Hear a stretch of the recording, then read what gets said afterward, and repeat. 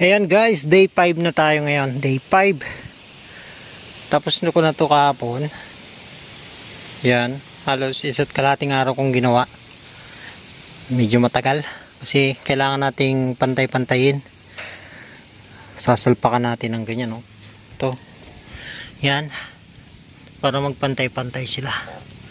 Kasi alon-alon yan. Tingnan nyo guys. Medyo okay na.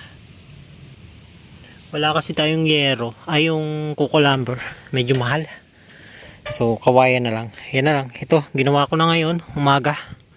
Yung pamakuan. Dito sa pangalawang side. Yan.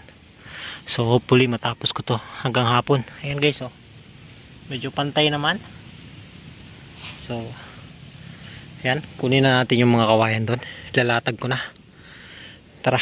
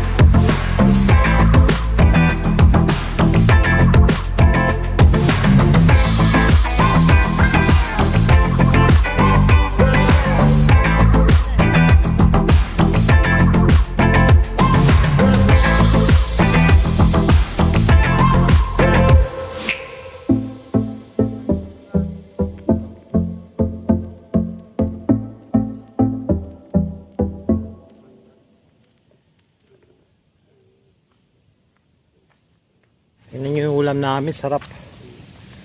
Ayan, inihaw. Yung ulam namin, no? Oh. Pwede na yan. Hanguin mo na.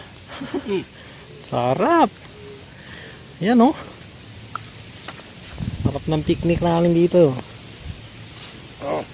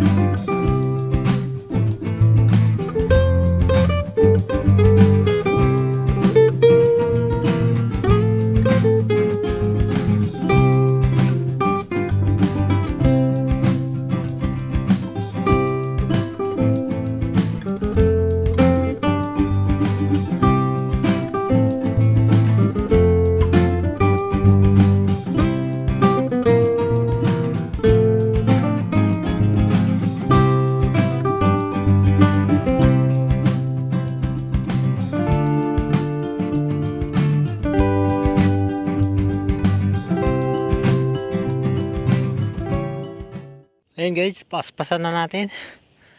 At naantala tayo. Naglagay tayo ng mga naglinis pa tayo ng kabayan. Yun, medyo matalim. Kaya kinaskas ko pa. So ngayon papako ko na lahat. Tara.